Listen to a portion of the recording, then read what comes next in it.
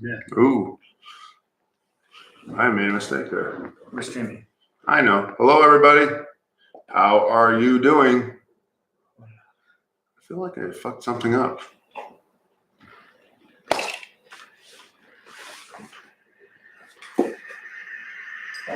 How was your day? That's okay.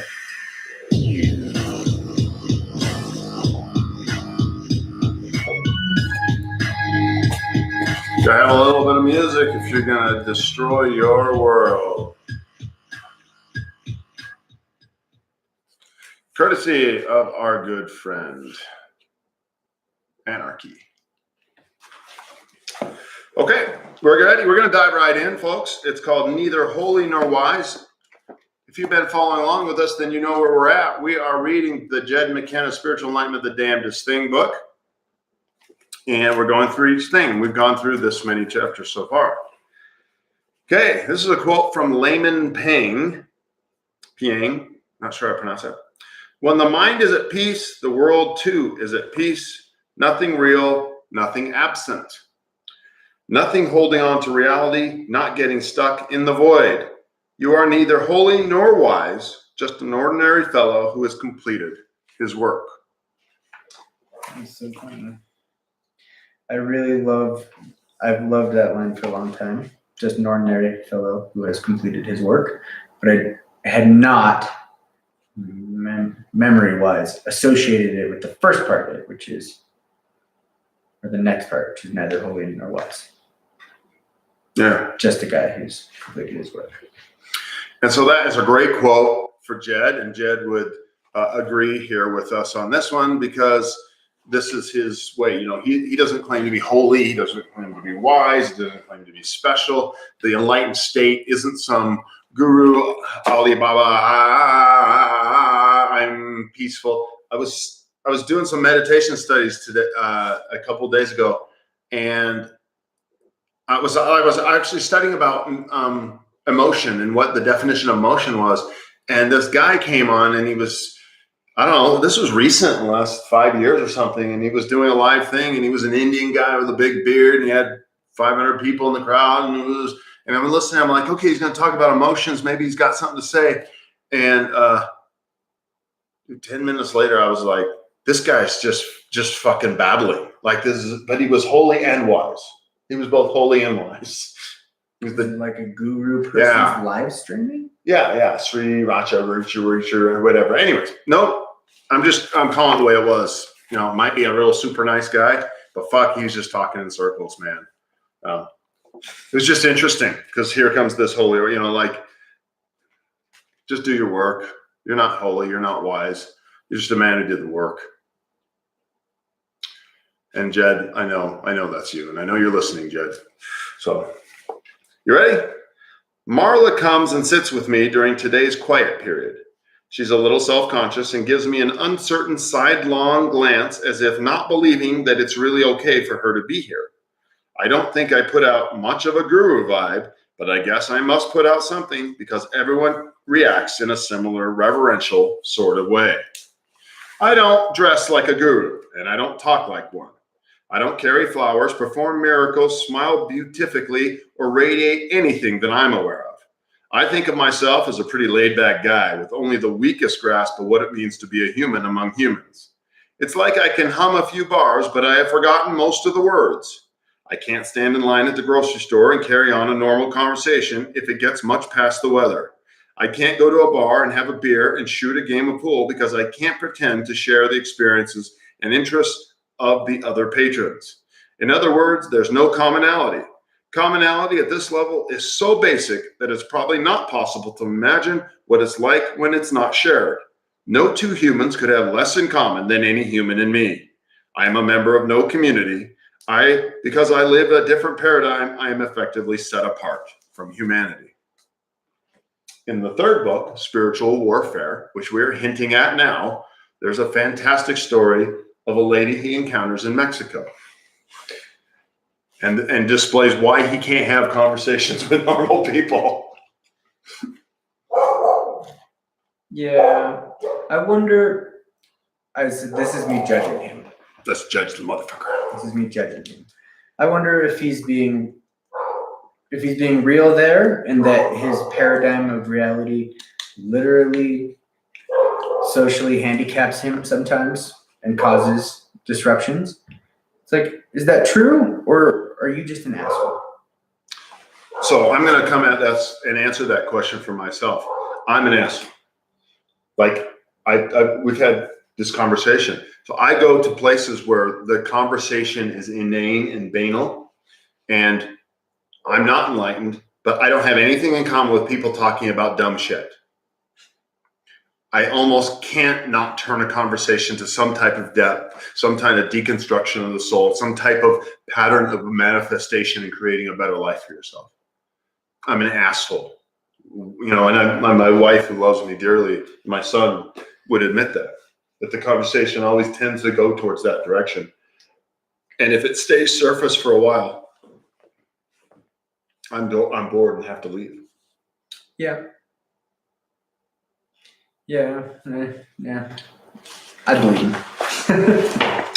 Yeah. Yep. Here comes the vampire analogy again. When humans become vampires, they make us trade, even though they don't really understand what they're giving up or what they're getting into.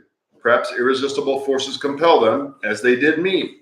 To be enlightened, just to take the first step on the actual journey toward enlightenment, is to be, henceforth and forever, excluded from the whole human thing.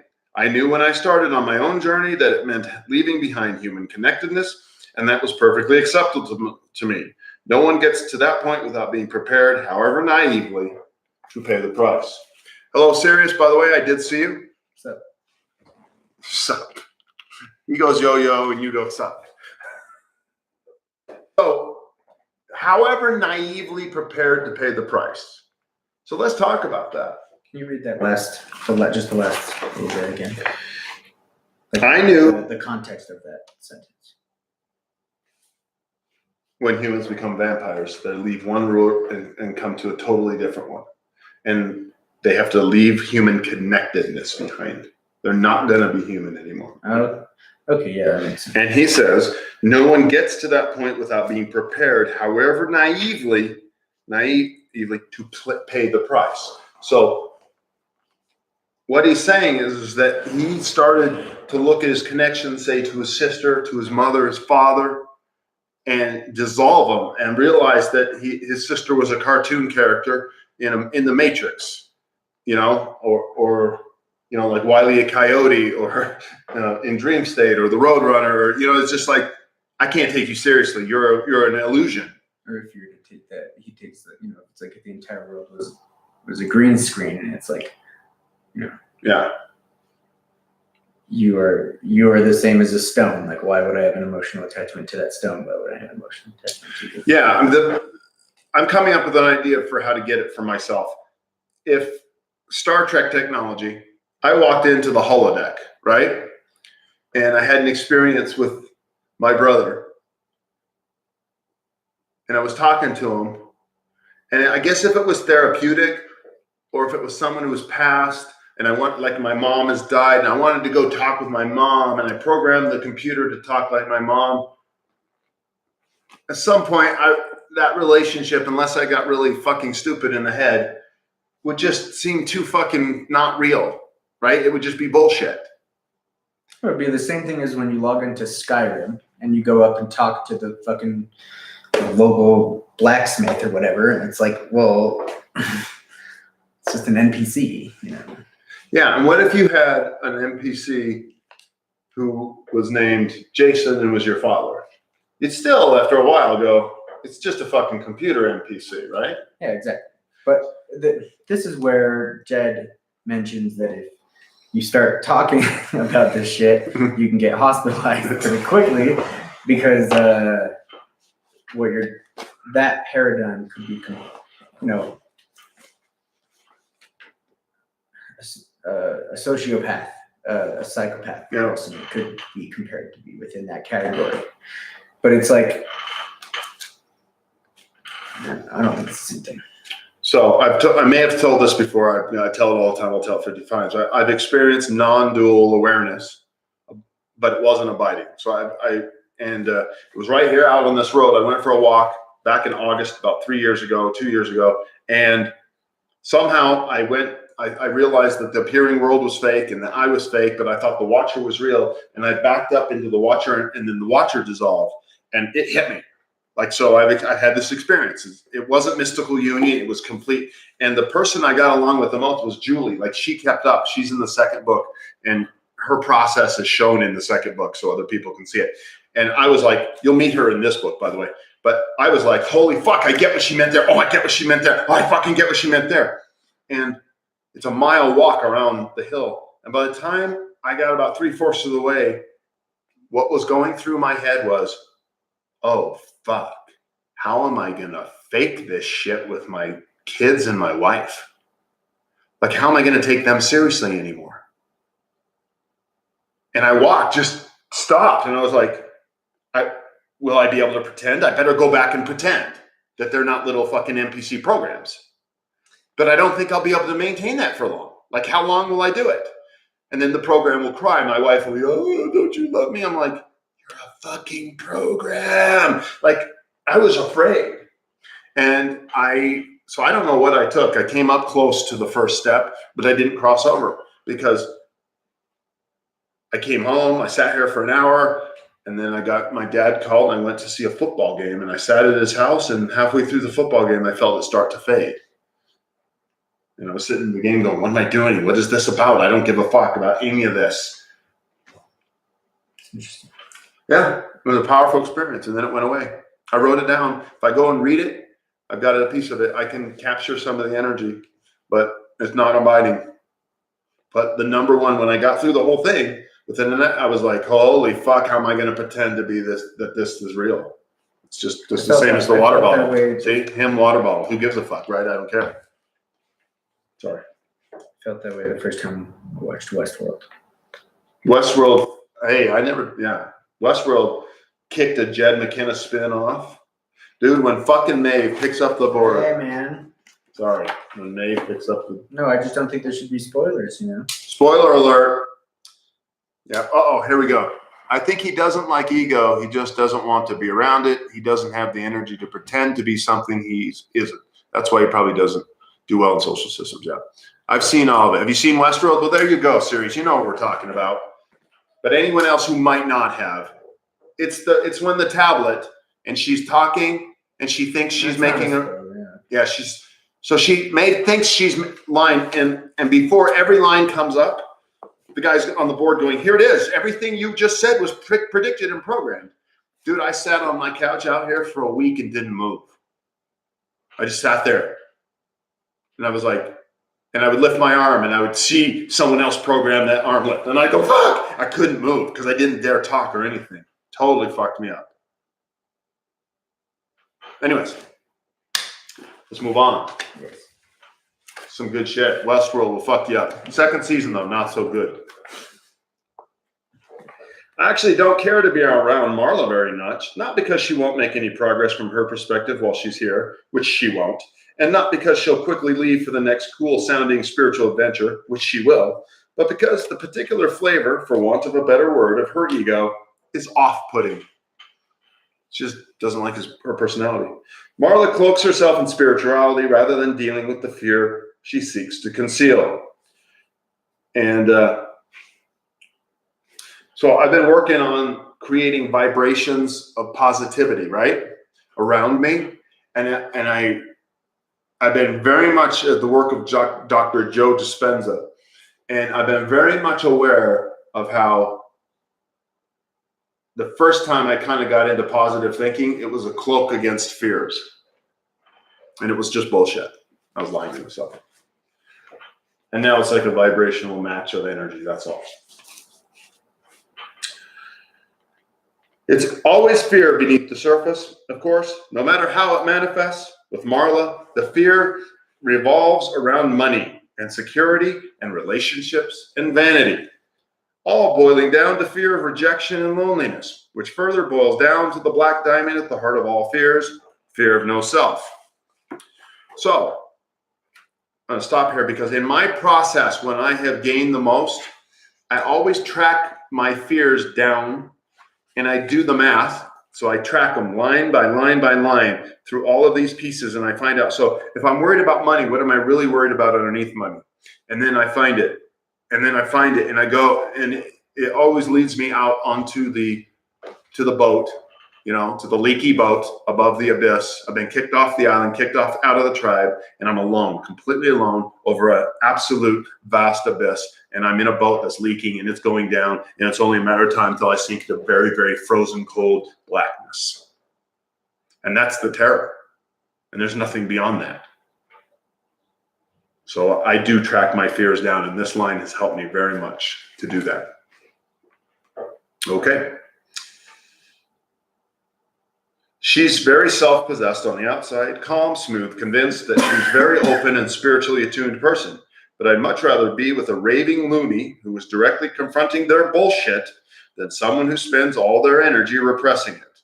The cloaking thing always strikes a tinny note that would register as jarring and discordant to anyone able to hear it. You were nodding.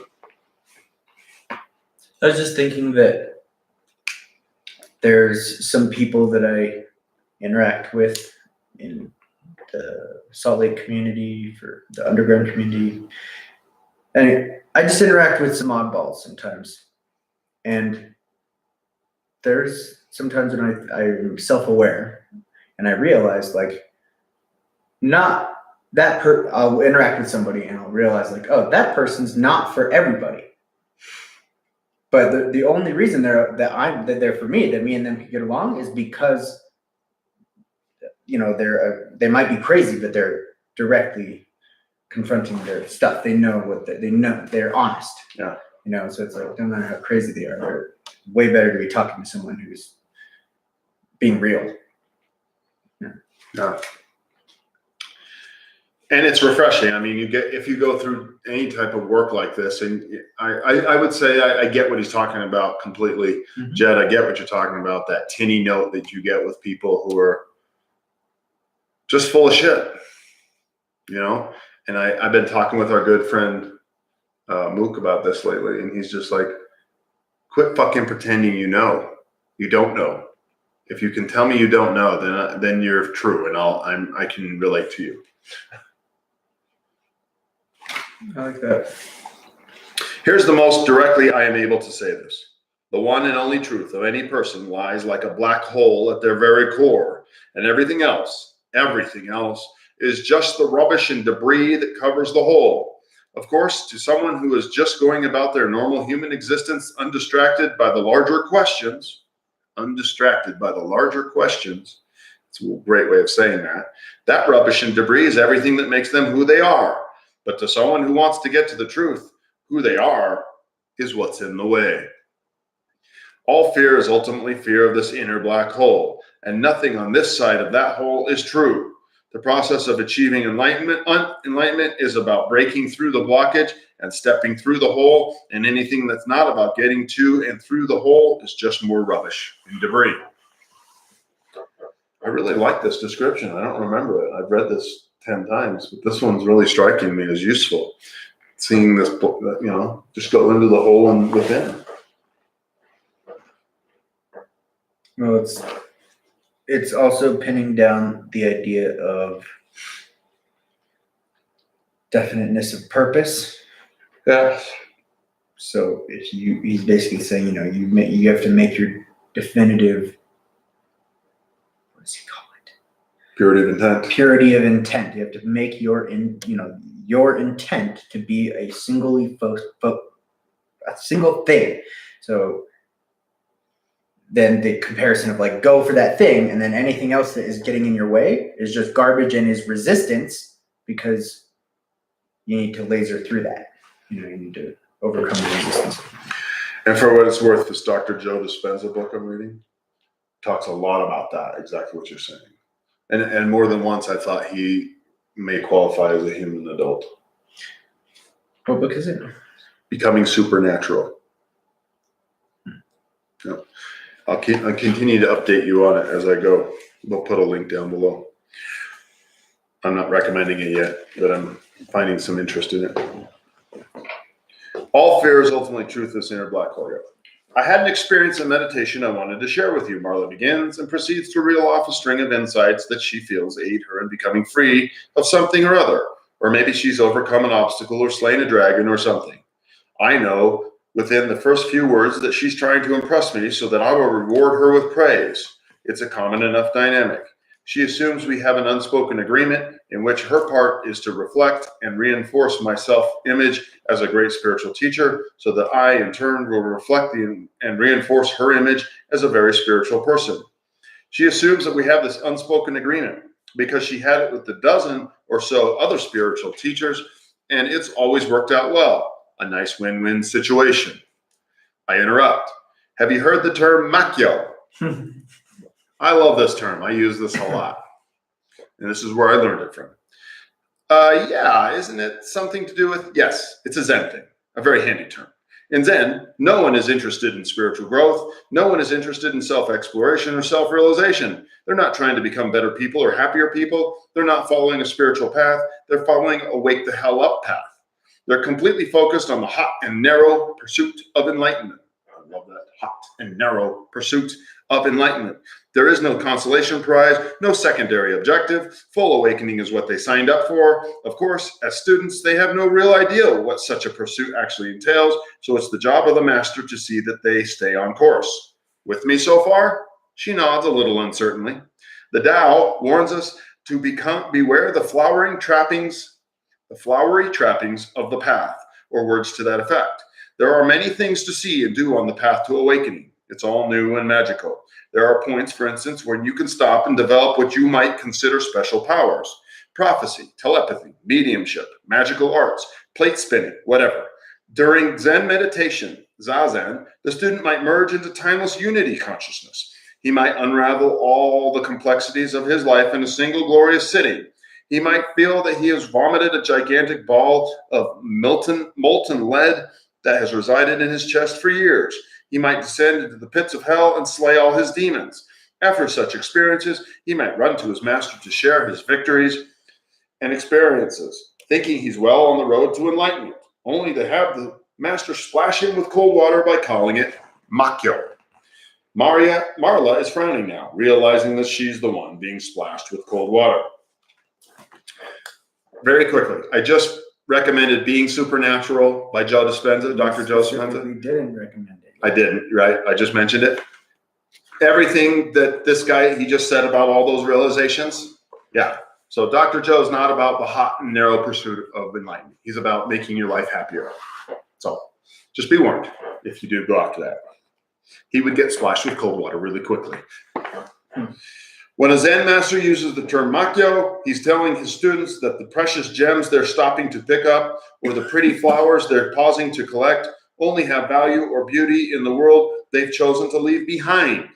The Tao says, beware the flowery trappings, because in order to possess them or benefit from them, you must cease your journey, stay in the dream. Ultimately, they're just a distraction from the tricky business of waking up. Breaking free of delusion takes everything you have. The price of truth is everything, everything, everything. That's the rule, and it's inviolable. I've got some gas in my stomach. I think that the reason that he reiterates that, that the price of it is everything, everything, Mm-hmm. is because he knows he's battling ego in this communication, and he basically needs, like, he knows that he's going to be fighting against people who will just, ego, which will try to find every which way under and around this description that he's describing. It's just like saying, like, there's no side doors. Yeah. It is one thing. Well, Not anything else. It's only that thing. And it's important to, like, rehear that, I think, because it can be easy to read this and to be, like, wanting that state in some way, and it's just, he's just explaining. You don't want it. Yeah, and let me put this into the context of the walk around the hill. Truth means that I no longer consider you more than an NPC. Yeah. That's the price. When he says everything, it costs everything.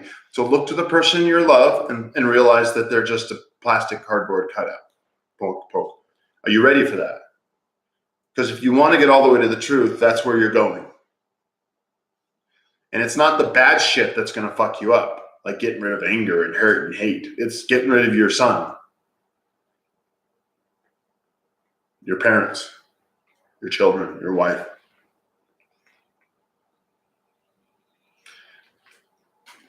The price of truth is everything.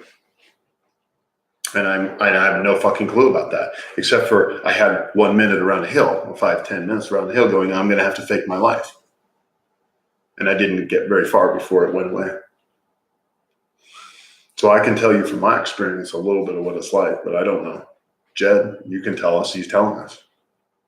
He doesn't get personal, though, because he doesn't talk about the relationship. He does talk about his sister a little, and he shows that at the end. Minimally, he doesn't talk about the details of his journey at all. Yeah. So the detail, because he's just such a pussy, and you are a pussy. Like, you're so afraid everyone's going to find out who you are. Fuck off. Who gives a fuck about you piece of shit? If you have someone in your life that you loved, and it was fucking hard to go through this process, who gives a fuck? Tell us about it, or don't. Like I said, he's a pussy. Well, it's a fear about. You're frustrated because he's not sharing. I don't give a fuck about him, but he's hiding because he's afraid. I hear the tinny note of fear in him. That's what I feel. I don't give a fuck who he is. I'm fucking gonna go look him up and bother him. Is he a fucking dumbass? Yes. No, he's not that he's a dumbass. Yes, people will look him up and bother him. Oh, wow. You have to, but you understand this, just like he says, like, I don't know, when it comes to spiritual stuff, doesn't he read in one of the bonus contents, he reads a letter from somebody who talks about how give him his house. They're willing to give him his house. Like, people, when it comes to spiritual stuff, they're like, it's the most important thing. Yeah, I will give believe you that bullshit? everything. You believe that bullshit? Someone actually sent him that letter? Yeah. That guy's a fucking moron who sent it. Yeah. I mean, that was the point. I think he showed that. But even that was even more of an explanation. It was on top. That's on topic because the guy he had to rebuke the guy by saying, the assignment I can compare this to would be like you have not 1 year and cut off every day you have to cut off 1 ounce of your body. I remember that. That's how hard it is.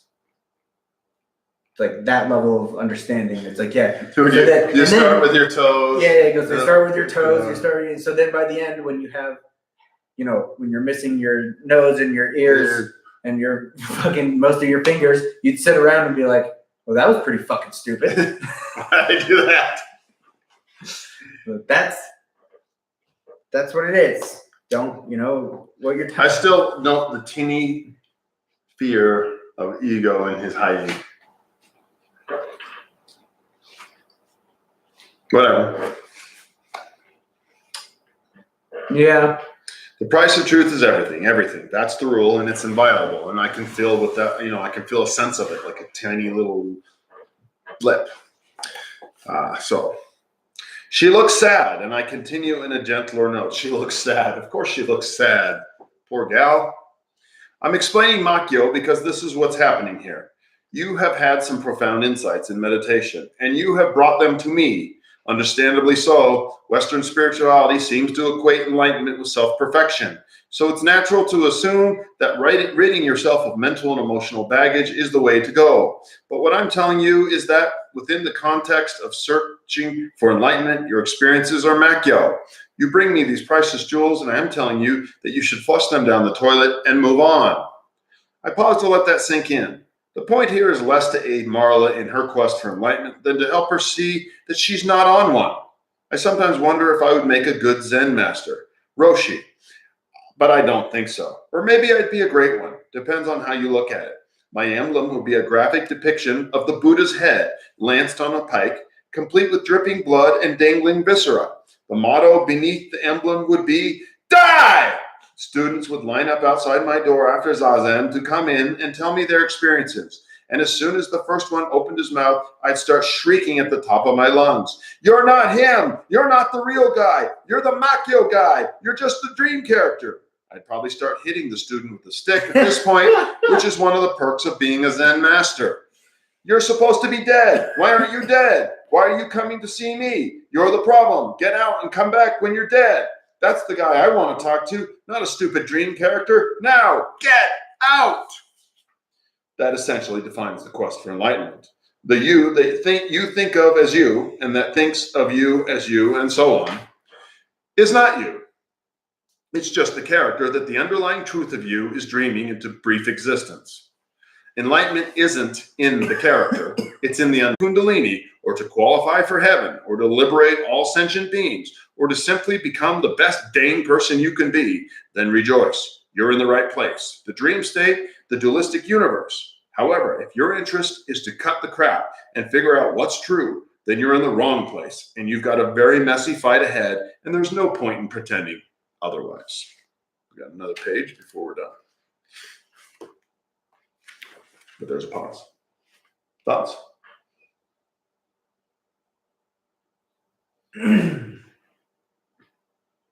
I mean, it just is very frustrating to me that it took him till into the next book, but really into the next book to conceptually grasp the idea that if you're going to spend this entire fucking book telling people what they don't want, you should maybe consider for a second considering what they actually fucking do want, which we know now from reading these is it human adulthood.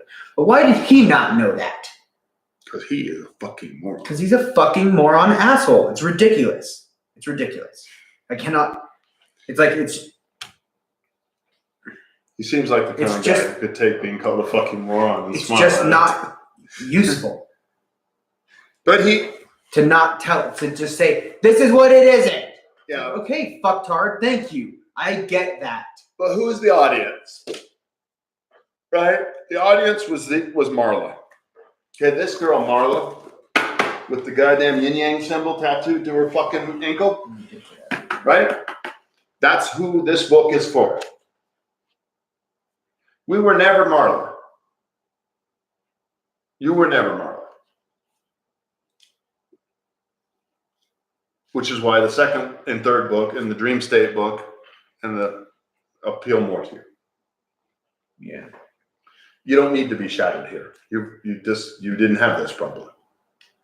This has a very specific purpose. Jed knew what he was doing. We're God of the universe, the emerging, what does he say here? Yeah. The underlying truth that's dream this book to speak to the people like Marla. I understand. Essentially, the base of my complaint can be boiled down to that key isn't fitting the lock I'm working on right now. And here's the great part. In the second book, he's talking to Curtis, and he says, we thought that we were going to do a second book, and it would complete the Marla process that was started here. And he said, they discovered they didn't have to. This speaks to the Marla crowd, done. There's no need to it. Hence, the second book became something totally different. The universe dreamed a different book, and it started to speak to people like me and you. But you still have to start here. Hey, serious, do you guys know when Jed Talks 3 is coming out? I thought it was coming out in April. You did say that to me, Serious, earlier, and you're wrong, apparently, because it's the end of April, right? I don't know when it's coming out. I haven't even checked the site, so I don't know if it is or isn't. Yeah, I don't know. Fuck. You obviously probably have a better chance of doing this than we do, but Wisefool Press. Oops, that didn't work. Serious, so what do you think? I want your opinion here. Might as well have it. On the difference between the first and the second books for you. Well, Wisefool is an apparel clothing store. What the fuck is that? Wisefoolpress.com. Is it press? Oh, it is press. Just still two. Jed talks too. Yeah, so for us, yeah. Anyways, when you get a chance, serious, come back, type in the question, your answer to this if you want. You don't have to. This is a distraction to your pursuit. But where do you lie on the path on the hot and narrow path to enlightenment? You've read the other books, so now you've been enlightened to the idea of human adulthood. Yeah, damnedest and incorrect. Exactly. And dream state. They're very different from the difference from damnedest. I meant incorrect and warfare. Okay, I'm going to keep reading and finish up this chapter, and then we'll wrap it up. That earlier paragraph, the one with the Buddha's head and me screaming at students that they should be dead and all that, that's not why I think I wouldn't make a good Zen master. In fact, that's why I think I'd make a really cool Zen master. The bad part would stem from what I suspect would prove to be poor student retention. As it happens, I'm a very nice guy with an easygoing teaching style and laudable student retention. And if I had a banner or emblem, it would probably be a minimalist version of the Fool card in the Tarot. The Fool striding blissfully off the cliff and into the void. I like the Fool card too. As a Zen master, my job would be to infuse in students total knowledge of the absolute. That may sound like a tall order until you stop to consider the fact that it doesn't require knowledge to be enlightened any more than it requires knowledge to obey the law of gravity or to be bathed in sunlight. Since enlightenment is nothing more than truth realization, it doesn't take much to figure out that if anything requires knowledge and effort and seemingly superhuman powers of imagination, it's not the truth but delusion. And if anything is so wildly improbable as to defy belief, it's not the vast ocean or the billions of fish in it, but the inability of those fish to find water. I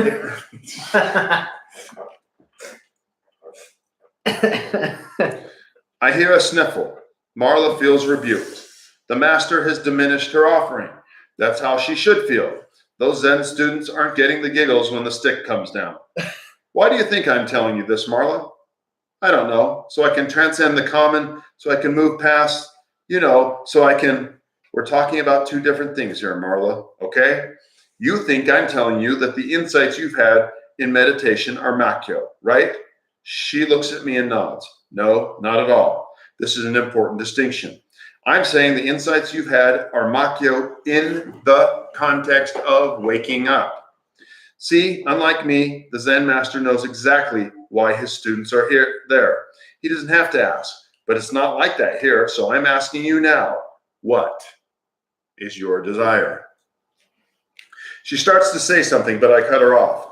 The universe will give you whatever you want, Marla. That's how it works, even if you don't know it. It can't be otherwise. You don't have to be worthy, but you do have to know what it is you want. You have to focus. Try to do that.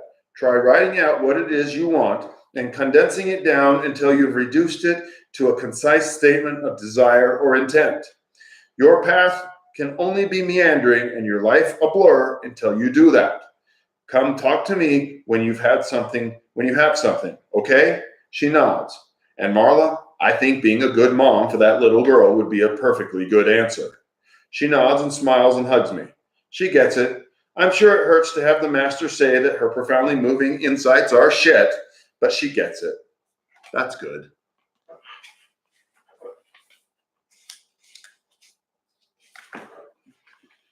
I want to take this on as an assignment. I do too. Because I don't know, that sparked in me I want to do that. I have consistently had problems with that in my life, being asked to get specific about what I want.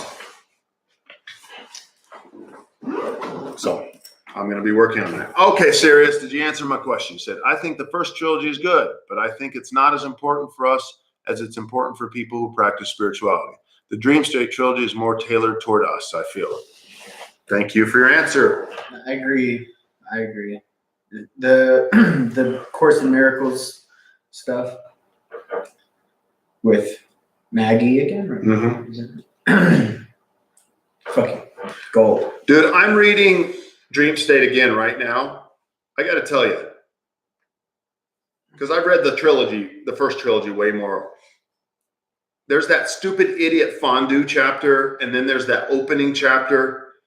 I've read them. They don't make sense. Jed, I don't know what the fuck, if you're smarter than I am, or you just for throwing me off by your bullshit chapters.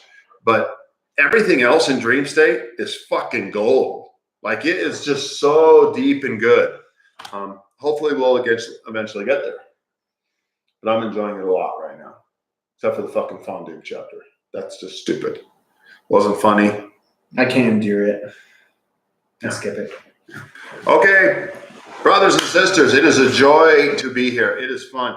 You know, I am getting things out of this. One of the frames I said is I don't want to be bullshitting myself and distracting myself from the hot and narrow path through this debris into the void of nothingness. And I also want to improve my life.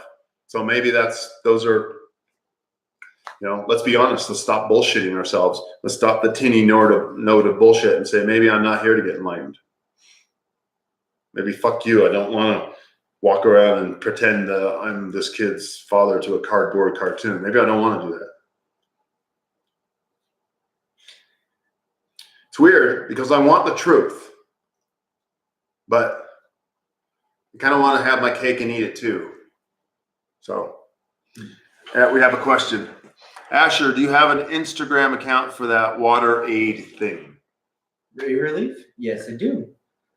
I think it's just... I will type it in as well as he will tell you. Sorry, I have it open here. I just need to see. I think it's just Rave Relief. No spaces, no captions. At Rave Relief. At Rave Relief? How do you not know your own fucking address? I don't use Instagram. Just because I don't use it doesn't mean that there's not content posted.